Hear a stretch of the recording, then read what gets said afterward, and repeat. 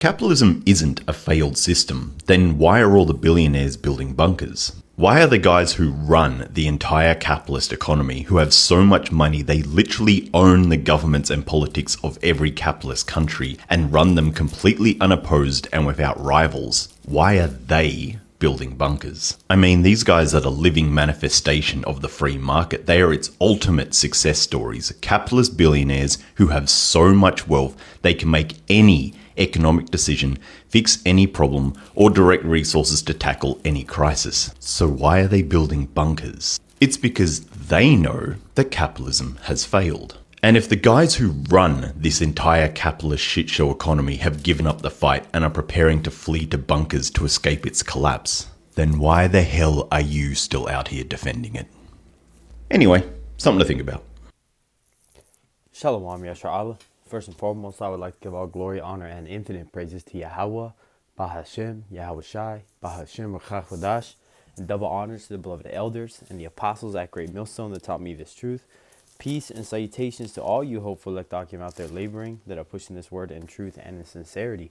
This is your brother Amar from the GMS Boise, Idaho camp, and I'm doing this lesson, based on this video I showed you in the beginning, in the intro, as I usually do. And I actually saw this video when I was on my lunch, and I, through the spirit, wanted to do a lesson on it. But this podcast guy, whoever this man is, made some very good points, that does, line up with scriptures, even though he's talking about capitalism and this and that. Yeah, that's just goes to show you we got the truth. And we know why these bunkers are really being built. These elite, I think it was last year, or a few years ago, I can't remember exactly, but you had a lot of celebrities from Mark Zuckerberg to Kim Kardashian to fucking, what's that fat rapper? DJ Khaled. DJ Khaled was talking about their bunkers. You have a lot of major faces talking about they're building bunkers, and not to mention the fact that a lot of people are into that doomsday survival type shelter that have money. They have places like this either directly connected to their homes or, they have, like, if you've ever seen the movie 2012, where you had a lot of elite rich people that all had a certain cell phone signal that they would get when it is time to go into the bunkers.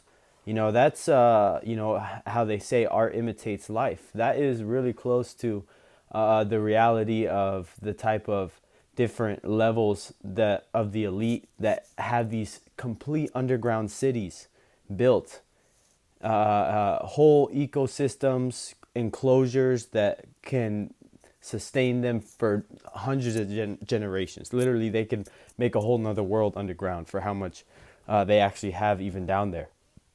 But the point is, it's not to escape so-called capitalism, like this man is saying. It's to escape the wrath of Yahweh Shai, the nuclear missiles that they know are coming.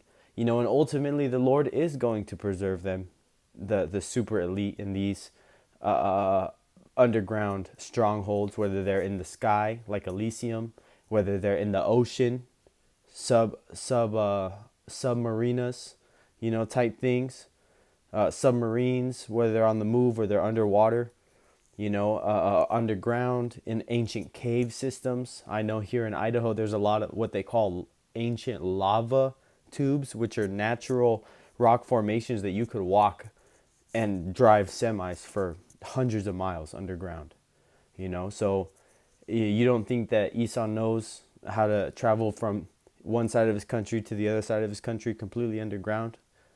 So he has all these areas mapped out, but let me tell you, anybody or any rich elite that is in Babylon the Great, when these nuclear missiles go out, are not going to be saved. They're going to turn into a fucking barbecue pit roast down there, fried. But these other elites that are in the other places of the country, those are promised as first fruits. Kings, the elite that are going to be the first fruits of slavery for the elect. So I said all that because ultimately these people do know what's coming. And what's coming is the wrath of Yahweh Shai. And this is Revelation 6 and 12, Yahweh Shai, because this is righteous judgment. Revelation 6 and 12, and I beheld when he had opened the sixth seal, and lo, there was a great earthquake. And that's the impact of the nuclear missiles. Not to mention the impact of the nuclear missiles that are going to set off certain volcanoes. It's going to break up fucking whole tectonic plates. The amount of force and the reshaping of the earth that is going to be happening when these ultimate destructions go out. And it's not just the ICBMs, it's the chariots shooting out laser beams. It's Yahushai, and all types of weapons of war. It's Michael the Archangel, which was created solely for this day, to guard the children of Israel, to hand out heavy judgment, man. It's going to be overkill. I'm going to start at the top again, 12, Salaki, a little excited. Revelation 6 and 12, and I beheld when he had opened the sixth seal, and lo, there was a great earthquake, and the sun became black as sackcloth of hair, and the moon became as blood. And that's going to go into what they call the radiation cloud, the different smoke that's going to fill this whole earth. Everybody's going to see some sort of smoke or fire from nuclear missiles that are going off, not just here in Babylon the Great, but all over the world. Verse 13, and the stars of heaven fell unto the earth, and this is a representation of the nuclear missiles, that fire streak coming down, that bright light, and then boom, they hit the ground like a meteor. Even as a fig tree casteth her untimely figs when she is shaken of a mighty wind. You have all these fruits falling, boom, boom, boom, boom, boom, boom, when you have a really, heavy windstorm.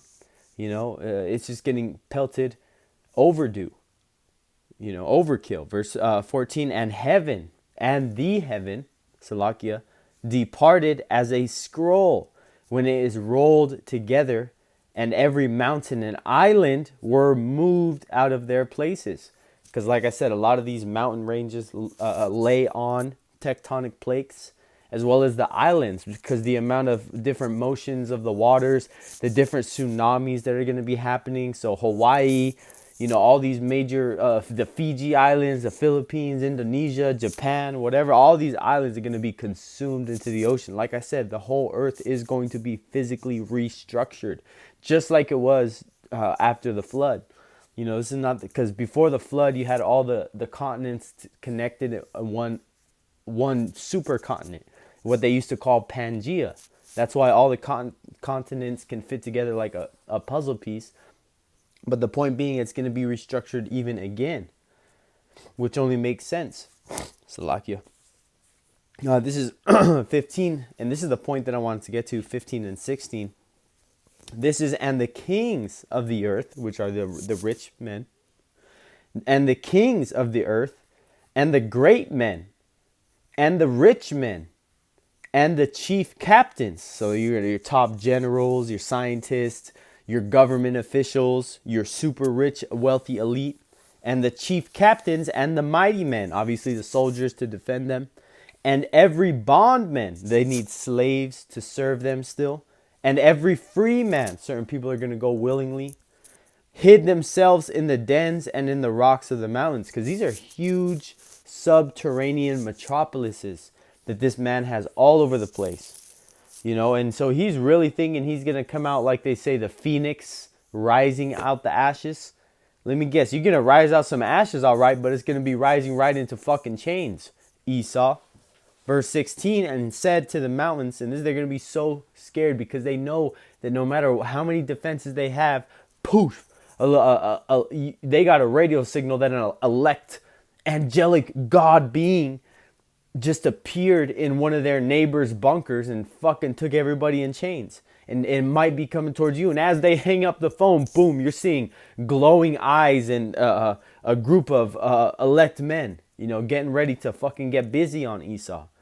That's why they're going to wish that for all the calamities that are taking place that they know have already happened in the earth, to cause them to run to these bunkers, and not to mention knowing that they're going to ultimately be hunted and have to face Yahweh while Yahushai and the elect, the tabernacle of David. Revelation 6 and 16, and said to the mountains and rocks, fall on us, and hide us from the face of him that sitteth on the throne, from the wrath of the Lamb. Whoo, who's the Lamb? Isaiah 53. Go read about it. You know, check it out. Find out who that Lamb is. I'm going to cut straight to the point. Verse 17, for the great day of his wrath is come, and who shall be able to stand? That's a rhetorical question, because ain't nobody going to be able to stand against the wrath of Yahweh Yahushai when he sends his son, our Redeemer. The children of Israel, the so-called Negroes, Latinos, and Native Americans, which make up and consist of the Israelites. And in this time, a small remnant will remain to be saved throughout the whole earth. There's going to be 1/3 out of Babylon the Great. 2/3 are going to be destroyed of the Israelites. You're going to have the elect all over the world, the innumerable multitude from all nations all over the world that are destined for salvation. And no matter what and how hard this devil pushes his beast system, his charagma, because that charagma is coming. The laws for the digital ID, the Genesis programs for all these different future infrastructure additions that they're going to be doing, all this AI supercomputers is all dead set on getting the charagma up and running. But no matter what this man does, ultimately, he is not going to be able to escape. Even when he runs and tucks tail and runs into his little rat hole, the elect and Yahushai, the angelic beings, the chariots, you know, all supernatural forces, physical and spiritual, are going to be against this man in that day. When I guess you could say everything is out in the open. There's no more hiding. The chariots are exposing themselves. The elect men are, you know, given power, all that. And so again, these men, and I'll just get that, and then I'll close out with this. This is Jeremiah 16:16. And for behold, Jeremiah 16:16, behold, I will send for many fishers, saith the Lord Yahweh, and they shall fish them. And after, and the fishing is happening right now in the window of grace, when we're giving you this word, which is the bait that we're using, the scriptures to tell you what's happening in the Bible for you to get the bait and catch on, you know, and start learning, repent, and come back to the fold if you're an Israelite. And that's what we're fishing with. But obviously we know not all Israel is going to accept it, but only the small remnant, the elect. But after that, hey man, it's game on. You've chosen sides. You've taken the charagma. You're going to be looked at as an enemy itself. Continuing, and after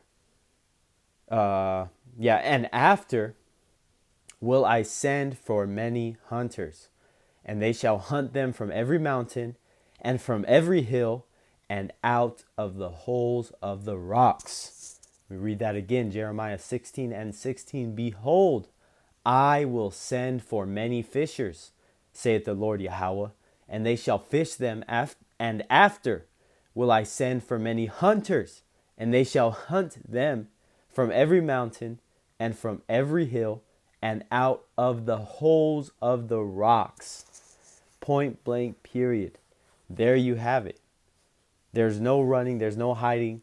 No matter how deep you dig, no matter what dome, globe, bubble you have under the ocean that's stopping the water from crashing in on you, thinking you're safe there, whatever space ship you think you're sitting in, the elect men, starting with Yahweh, while Yahushai, are going to get you. And so, Lord willing, that this lesson was edifying unto the elect. Till next time, I would like to give all glory, honor, and infinite praises to Yahweh, Bahashem Yahushai, Bahashem Chachodash, and double honors to the beloved elders and the apostles at Great Millstone that taught me this truth.